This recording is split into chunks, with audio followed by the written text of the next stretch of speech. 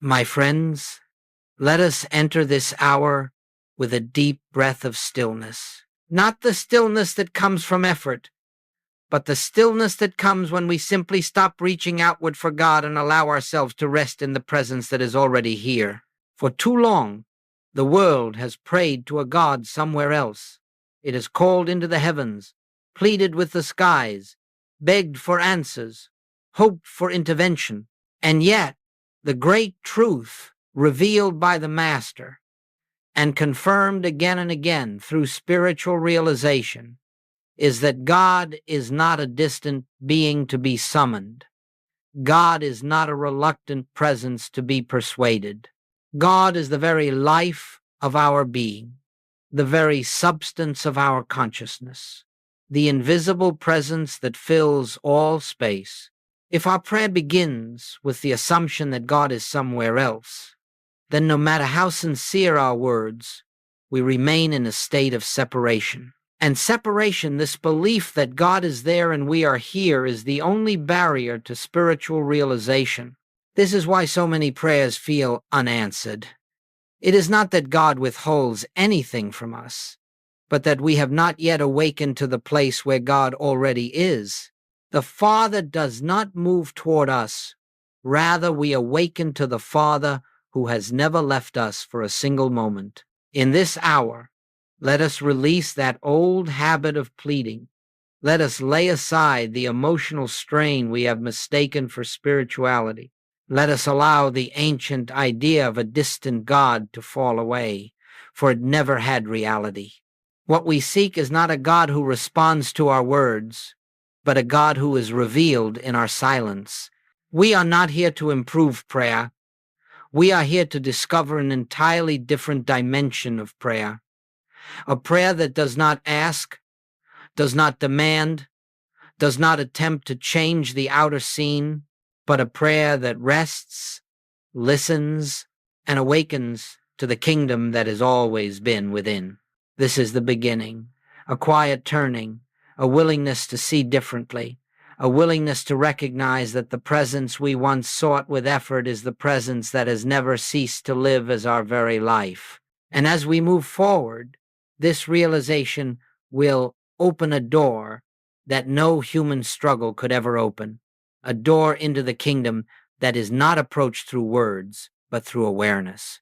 As we continue, let us look gently and honestly at the form of prayer the world has practiced for centuries. It is a prayer born of fear, shaped by desperation, and carried by the belief that life consists of two powers, good and evil, spirit and matter, God and something that opposes God. Whenever we plead for God to intervene, we are declaring, without realizing it, that there is some other power at work, some force capable of harming us unless God steps in to counteract it. This, my friends, is the fundamental mistake that makes prayer a burden rather than a revelation. The mind that begs is a mind convinced that it stands outside the kingdom. It imagines itself vulnerable, struggling, alone, calling into a great silence and hoping that somewhere in the vastness of heaven, a hearing ear will take notice. But the Master called this the prayer of the Gentiles, the prayer of those who think they shall be heard for their much speaking. And Goldsmith, through long years of prayer and healing work, recognized it for what it is, a cry without foundation, a cry without spiritual substance, a bootless cry. It is not wrong. It is simply ineffective because it attempts to reach a God who is not absent. It asks for help from a presence already present. It labors to attract what cannot be separated from us. And because of this, it never brings the peace we seek. People pray with tremendous emotion. They cry out with sincerity. They repeat words with intensity. Yet beneath all of it is the hidden assumption, God is somewhere else, and I must get his attention. Let us understand this clearly. Whenever we believe we must persuade God to act, we are not praying to the infinite presence, but to an image created by human thought. The one and only God needs no persuasion. The one and only presence requires no convincing. God is not moved by our fear, nor by our volume, nor by our repetition. God is. God eternally is. When Jesus said, "Your Father knows what you need before you ask," he was not comforting us. He was correcting our entire idea of prayer. And so, the old way must be recognized for what it is, a sincere attempt to reach God made out of the false belief that God is far off. But sincerity does not change illusion. If the foundation is separation, the prayer remains separation, no matter how devoted the seeker may be. It is not the heart that is mistaken, it is the concept of God we inherited without questioning. In this moment, let us gently release the notion that God must be summoned, awakened, or convinced. Let us understand that whenever we plead, we are turning toward a God who does not exist. The one true God is not reached by supplication but by recognition. And when we grasp this, we take the first real step out of the old form of prayer and into the consciousness where prayer becomes revelation. Now let us turn to the Master's own instruction. For Jesus did not merely teach prayer, he revealed the nature of God. And if we fail to understand his revelation, we will continue speaking words into the air instead of entering the divine presence he came to unveil. When Jesus said, "Your Father knows what you need before you ask," he was not giving us comfort. He was dismantling the entire structure of human prayer. He was saying, in the clearest possible language, that God is not informed by you, is not moved by you, and is not dependent upon your request in order to act. This is why he also said, "The kingdom of God is within you." The kingdom is not attained through petition, it is realized through recognition. The Father is not somewhere beyond the clouds, nor in the distant heavens we imagine, nor seated in the sky waiting for our cries to reach some divine threshold. The Father is the very life that animates us, the very presence that breathes us, the very consciousness in which we appear. And because of this, Jesus could say, "I and the Father are one," not as a theological claim, but as a simple statement of spiritual fact. Joel Goldsmith understood this deeply. He saw that Jesus was not teaching us how to get God to act. He was teaching us how to realize that God is already acting. He was not showing us how to persuade God to come near. He was showing us how to awaken to the nearness that never leaves. Every time Jesus healed, he did so from the awareness of one presence, never two. He did not battle disease, nor confront demons, nor fight conditions. He simply recognized God as the only power, and the appearance of a second power dissolved in that recognition. And my friends, this is why his prayer was a silent prayer. He withdrew. He entered the secret place. He listened. He communed. He knew. He did not ask the Father to heal. He did not implore God to intervene. He rested in the Father's presence until the truth revealed itself and the outer picture aligned with the inner realization. Your Father knows. Let those words sink deeply. Your Father knows. There is nothing you can ask God that God does not already know. Your Father knows. Before the thought arises, the provision is present. Before the need is felt, the fulfillment exists. Before the fear appears, the assurance stands. We ask because we do not yet recognize the completeness of God's presence. We ask because human sense has convinced us that something is missing. We ask because we assume lack where only fullness exists. But Jesus did not ask. He recognized, and in that recognition, the kingdom became visible wherever he stood. This is the prayer we must learn, the prayer that does not inform God, but unveils God. the prayer that does not attempt to draw God near, but awakens us to the presence that has never been absent. This was the Master's teaching, and this is the path Goldsmith walked, that prayer is not words spoken to God, but consciousness awakened to God. Let us now move into the heart of this unfolding, the point at which prayer ceases to be an effort and becomes a realization. For the great barrier to spiritual vision is not the world, nor circumstance, nor even the fears we carry. It is the mind's fixation on the problem. As long as the mind clings to what appears as lack, as sickness, as conflict, it is looking at shadows and calling them reality. And no matter how often we speak to God about these shadows, they do not dissolve, because the act of speaking to God about them is itself an affirmation that the shadows have substance. This is what Goldsmith meant when he said that the human mind lives in problem consciousness. It approaches God through the doorway of fear rather than the doorway of truth.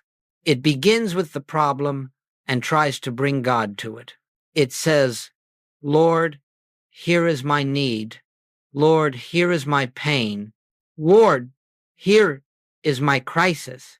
But every such approach assumes that the problem has power, that the condition has reality, that the circumstance is something God must overcome.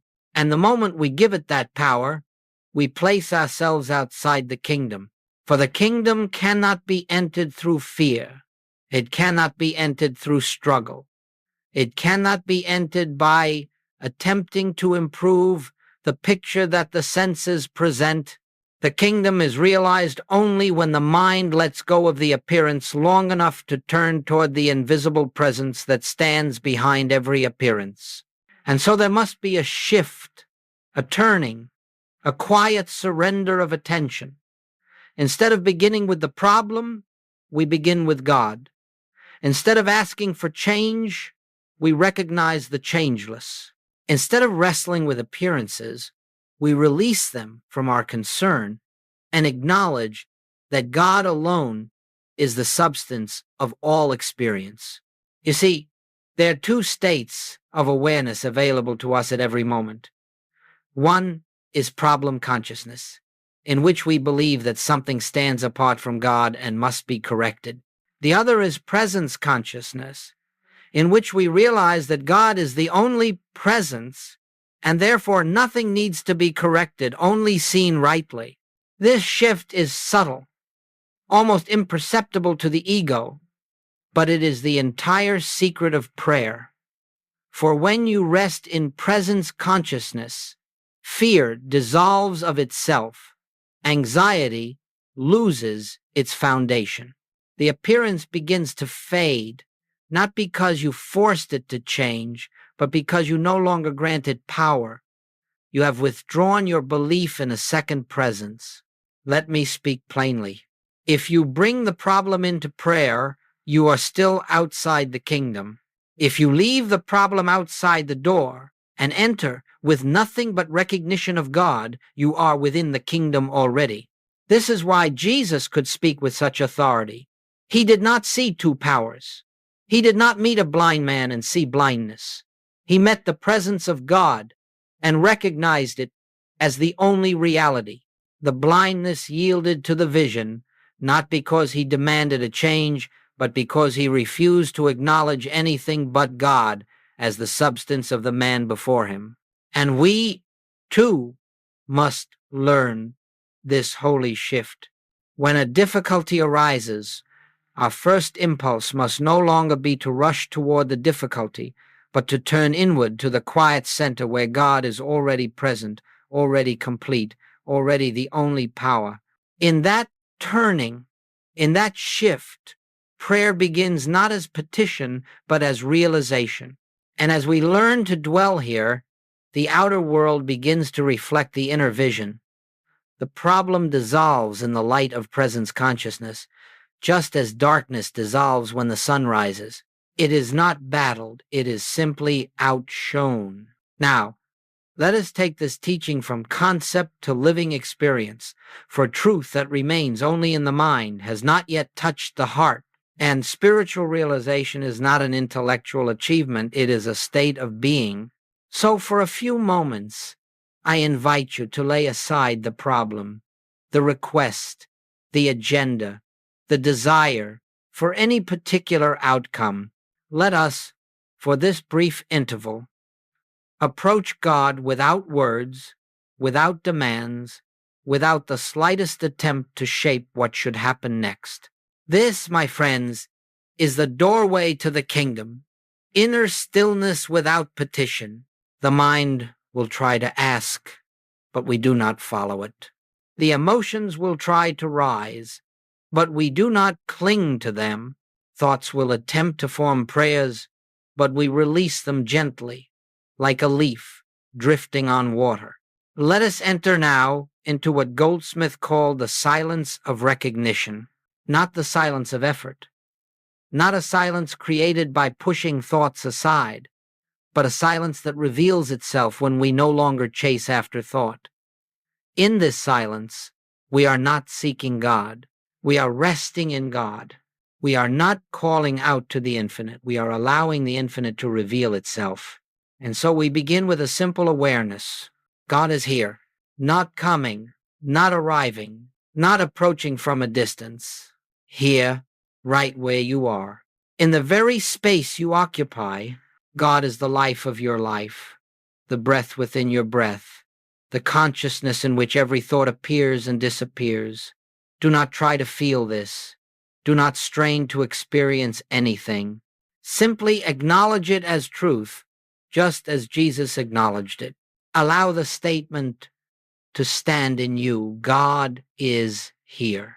Now notice how the mind tries to bring the problem back into the room. Notice how it tries to say, yes, but what about? And each time it does, gently let it go. We are not answering the mind. We are not reasoning with it. We are not correcting it. We are turning away from it. Rest again in that simple awareness. One presence, one power, one life, one law. There are not two powers warring within you. There is only God expressing, only God being, only God unfolding. As we rest in this awareness, the problem dissolves not because the outer condition has changed, but because we have withdrawn our belief from the appearance. We have refused to give it the status of a reality separate from God. And in that refusal, we enter the realm Jesus called the kingdom, the state of consciousness in which God alone is seen as the substance of all that is. This is prayer. This is true communion. This is the beginning of spiritual realization.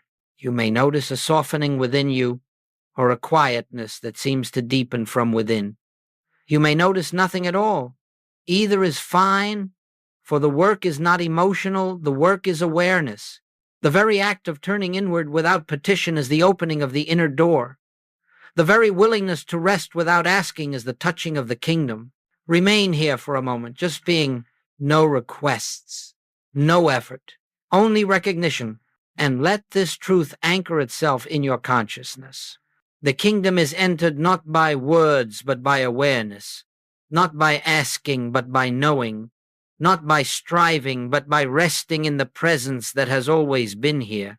As you practice this, even for a few seconds throughout your day, you will begin to sense a new dimension of being arising from within you, a presence that is not your thinking mind, not your emotions, not your effort, but the living activity of God realized in consciousness. And this, beloved friends, is the first true step into kingdom-conscious living. Now, having touched the silence, let us bring this awareness into the movements of daily living, for spiritual realization must not remain confined to moments of meditation. It must become the atmosphere of our entire life. The true test of this path is not how deeply we enter the silence in the quiet hour, but how consistently we return to it in the midst of activity, conflict, responsibility, and decision. For the moment we rise from meditation, the world begins presenting its appearances. A message arrives. A bill is due. A sharp word is spoken.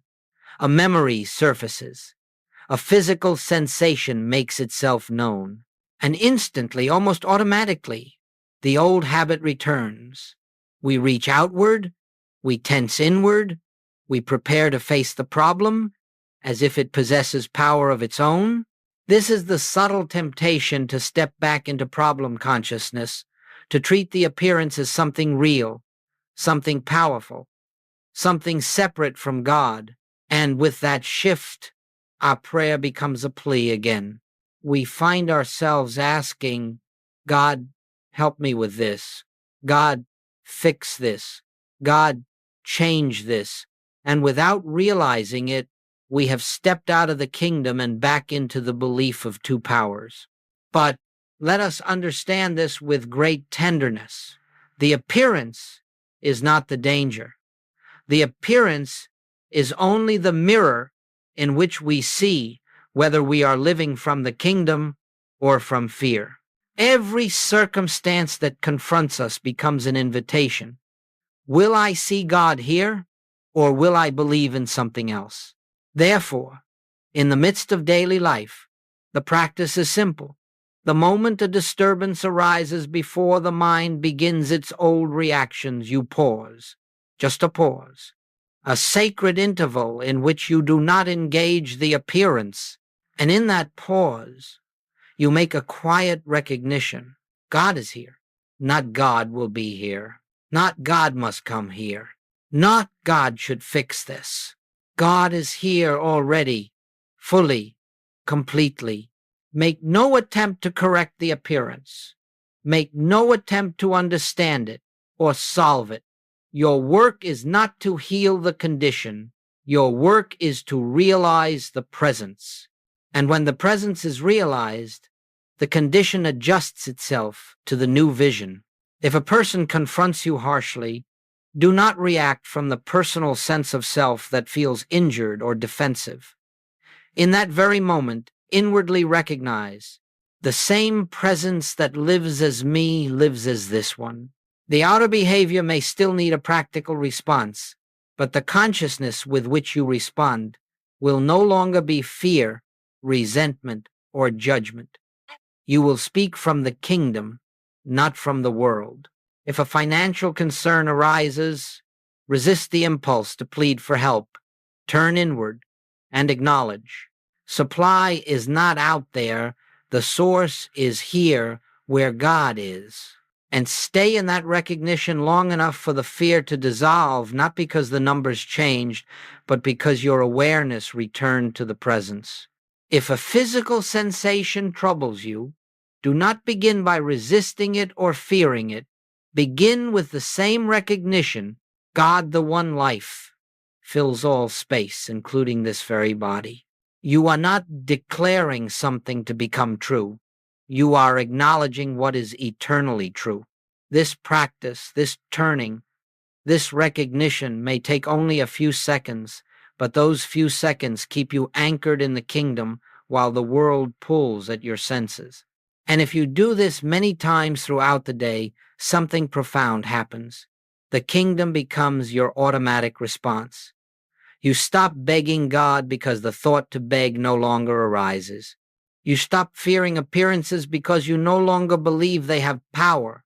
And gradually, the outer circumstances of life begin to reflect the inner atmosphere of peace. Not because you manipulated the outer world, but because you no longer live from the belief that the outer world governs you. This is the way we carry the kingdom into every moment. This is how the presence consciousness of meditation becomes the presence consciousness of living. As we walk further into this path, we must recognize that the journey into spiritual realization is not without resistance. Not the resistance of the world, not the resistance of other people, but the resistance of what Goldsmith called personal sense, the conditioned identity that believes it lives apart from God. This personal sense is not an enemy. It is simply a mental habit born of ages in which humanity believed it was separate, vulnerable, and self-sufficient. And so, when you begin to rest in the awareness of one presence, one power, one life, personal sense becomes unsettled, it cannot survive in the light of truth, and therefore it clings to the shadows. You will notice this resistance in many forms. There are moments when fear rises quickly as if to reclaim its authority. Moments when doubt whispers, "This cannot be enough." Moments when the mind tries to drag you back to the appearance, insisting, "Deal with this first, then you can seek God." These are not signs that you are failing. These are signs that the personal self is losing its ground. Personal sense depends upon the belief in two powers. It lives by judging appearances, by reacting to circumstances, by protecting itself against imagined threats. When you begin to dwell in the awareness of one, our personal sense feels as though its identity is dissolving, and in truth it is. But this dissolution is not death, it is liberation. The self that dissolves is not your true self. It is only the mask you have worn. So, when resistance arises, understand this: nothing has gone wrong. You have not fallen from grace. You have not lost your spiritual footing. You are simply witnessing the old consciousness trying to maintain its claim upon you. It may say, "Your hurt is real, your fear is justified, your grievance must be preserved." But these voices are echoes, not truth. They belong to the realm of material sense, not spiritual awareness. The important thing is this: do not fight the resistance. To fight it is to give it substance. To argue with it is to keep it alive. To condemn yourself for experiencing it is to strengthen the very illusion you are trying to transcend. Instead, recognize it for what it is: the last grasping movements of an identity that never had reality in God. When the mind says, "This situation is too serious for silence," you do not debate it. You simply turn inward again and whisper, "God is here." When the emotions say, "You must protect yourself," you do not resist them. You rest again in the truth.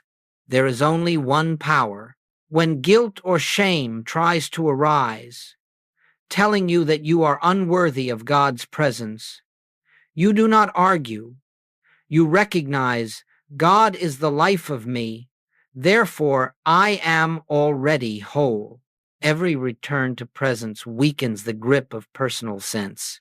Every moment of recognition undermines the illusion of separation. Every quiet acknowledgement of God dissolves another layer of fear. And slowly, gently, the resistance begins to fade, not because you conquered it, but because you refuse to grant it reality. You have lifted your consciousness above the plane where personal sense operates. You have entered the dimension where only God is recognized as the substance of being. And in that altitude, fear cannot breathe. In time, you will see that resistance itself becomes a teacher. Each moment of contraction becomes an invitation to return. Each moment of fear becomes a doorway into truth. Each moment of doubt becomes a reminder to rest again in the presence that never leaves. And thus, what once felt like an obstacle becomes a guide. What once felt like interference becomes instruction. What once felt like conflict becomes the very path to peace. For in the kingdom, even resistance serves your awakening. As we deepen into this practice, let us now consider what it means to live in continuous recognition. For the kingdom is not a momentary experience. It is not something we enter for 5 minutes in meditation and then abandon as we return to the world. The kingdom is a state of consciousness, an inner atmosphere, a way of seeing that accompanies us everywhere, into the home, into the workplace, into conversations, into silence, into conflict, into rest. And the great secret is this: it is not sustained by effort, it is sustained by remembrance. In the beginning, recognition feels deliberate. You pause intentionally. You turn within. You remind yourself, God is the only presence here. But as you continue in this path, something begins to change. The recognition becomes spontaneous. It arises before you think to call upon it, like the breath, like the heartbeat. It becomes an activity of your being. And this is what Goldsmith meant by inner communion, not an act you perform, but a state you inhabit. Let us be clear. This is not achieved by forcing the mind to remain spiritual. It is not achieved by vigilantly policing your thoughts. It is not achieved by perfection of outer behavior. Inner communion arises naturally when you return to it often. A few seconds here, a quiet breath there, a gentle acknowledgement in passing. Each one builds the consciousness in which God becomes your first awareness instead of your last resort. And so the practice is beautifully simple. As you move through your day, pause often, not long, not strained, not intense, just often. In those small pauses, recognize God is here. No more than that. In the grocery store, while you wait in line, God is here. In the midst of a disagreement, God is here. While driving, while washing dishes, while answering an email, God is here. Do not try to feel anything. Do not try to produce a spiritual sensation. Simply recognize what is already true. These brief recognitions keep your consciousness anchored in the invisible, the real, the eternal. And every time you return to this awareness, you are aligning yourself with the kingdom. You will find that in moments of need, the recognition comes before the fear does. When someone speaks harshly, the presence rises in you before anger can take root. When a sudden change occurs, the calm awareness appears before panic can form. When a decision is required, intuition arises from within before the mind begins weighing the arguments. This is the fruit of inner communion. It is not mystical in the dramatic sense. It is mystical in the quiet sense. It is the still, small voice becoming the dominant voice. It is the awareness of God becoming more real than the appearance of the world. And as this becomes your way of being, you will discover something profound. You no longer seek God. You no longer attempt to reach God. You no longer look for signs that God is at work. Instead, you move through life in the knowing that God is the only life present. You walk into situations not hoping for divine help, but carrying divine consciousness with you. This is how healings occur without words. This is how harmony unfolds without effort. This is how supply appears without anxiety, not because you have mastered a technique, but because your consciousness has shifted from separation to union, from fear to presence, from the outer world to the inner kingdom. And the more you rest in this communion, the more natural it becomes. Prayer becomes awareness, awareness becomes peace, peace becomes your state of being, and your state of being becomes a light to others, whether or not you speak a word. For continuous recognition is not merely for your benefit. It becomes a blessing that radiates through every life you touch. And now, as we bring this hour of contemplation to its gentle close, let us gather the thread that has woven itself through every moment of our time together. We have not come here to learn how to persuade God, nor to refine the old habits of petition, nor to strengthen the mind's belief that something stands apart from the infinite. We have come for a single purpose: to awaken to the presence that has always been with us, within us, as us. The presence that requires no voice to hear, no distance to travel, no ritual to awaken. The presence that is the kingdom itself. In this stillness we have touched, we begin to understand that nothing can truly be added to us, and nothing essential can be taken away. The Father knows, the Father is, and the Father, this infinite, boundless presence, is closer than breath, nearer than thought, more intimate than our own sense of self. When we rest in this awareness, prayer ceases to be something we perform and becomes something we live. Prayer becomes realization, realization becomes communion, and communion becomes our way of being in the world. Do not think that you must maintain this perfectly. Perfection belongs to God, not to our human sense of striving. Your task is not to stay in the presence every second, but simply to return whenever you remember. The return is the practice. The return is the victory. The return is the awakening. Each gentle turning inward builds the consciousness in which fear subsides, appearances lose their authority, and God becomes the foundation of your perception. As you leave this moment and re-enter the activities of the day, carry with you one simple truth. God is here. Let it meet you in the doorway. Let it rise in you at the sound of a phone call. Let it rest upon you in moments of silence. Let it stand with you when the world presents its appearances, and each time you recognize it, you are not calling forth something new, you are remembering something eternal. This is the great call. Remain in the presence. Return to the presence. Rest in the presence. For in this resting, the kingdom becomes visible, and the life you live becomes the life of God expressed. May each moment ahead be a moment of quiet recognition, and may this recognition reveal to you what has always been so. You are never separate. You are never alone. You are never without the fullness of God's infinite being.